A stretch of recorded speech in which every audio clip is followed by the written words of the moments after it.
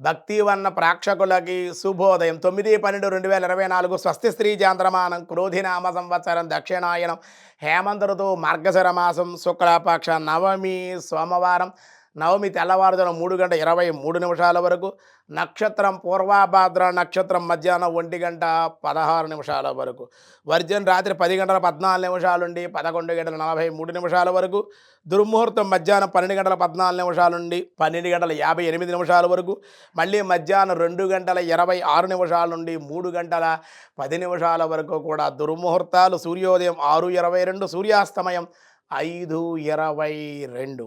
అమృత గడియలు తెల్లవారుజామున 5:49 నుండి 7:14 వరకు. రాహుకాలం ఈరోజు 7:30 నుండి 9 గంటల వరకు రాహుకాలం.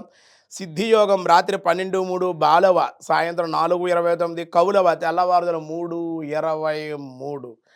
సాధారణమైన వ్యవహారాలకి ఈరోజు అనుకూలం. దినారంభ చక్రాన్ని బట్టి ద్వాదశ రాశుల వాళ్ళకి ఈరోజు ఎలా ఉందో చూద్దాం. ముందుగా మేషరాశి. మేషరాశి వారి వృత్తి వ్యాపారాల్లో లాభం, ఆర్థిక సమస్యల నుండి తప్పించుకునే అవకాశాలు. వృషభ రాశి ఆర్థికంగా నిలదొక్కుంటారు, దైవ దర్శనాలు చేసే అవకాశం, దానివల్ల మేలు కలుగుతుంది.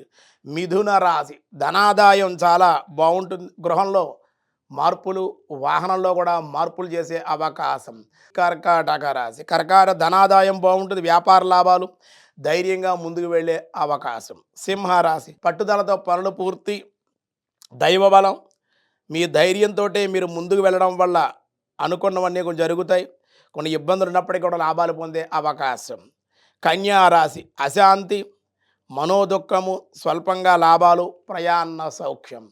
తులారాశి వారి శుభకార్యాలు కలిసి వచ్చే అవకాశం, ధైర్యంగా పనులు ప్రారంభిస్తారు. వృశ్చిక రాశి స్వల్ప అనారోగ్యం, అలాగే నిర్లక్ష్యం పనికిరాదు వీళ్ళకి.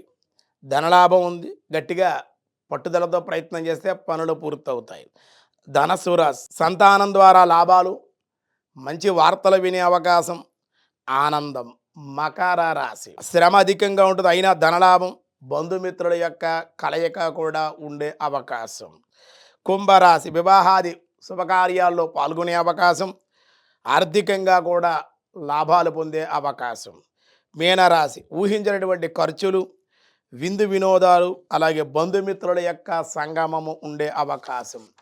ఈరోజు విష్ణు సహస్రనామంలో వ్యాసాయ విష్ణు రూపాయ వ్యాస రూపాయ విష్ణవే వృషాహి వృషభో విష్ణు వృషపర్వో వృషోదర వర్ధనో వర్ధమానస విముక్త శృతి సాగర అని చెప్పినట్టుగా 9 నామాలు మనోహరంగా స్వామిని వర్ణించారు. అందులో వృషాహి ఓం వృషాహిన్యే నమః. వృష అనగా ధర్మము అని అర్థం. యజ్ఞముల యొక్క పరస్వరూపం పుణ్యము కూడా వృష అని పేరు. అట్టి పవిత్రమైనటువంటి ధర్మ పుణ్య ప్రకాశముతో కూడిన వాడగుట చేత ఈశ్వరుడు వృషాహి అనబడ్డాడు అని చెప్పడం జరిగింది. మిగతా విషయాలు రేపు చూద్దాం. ఈరోజు స్వస్తి.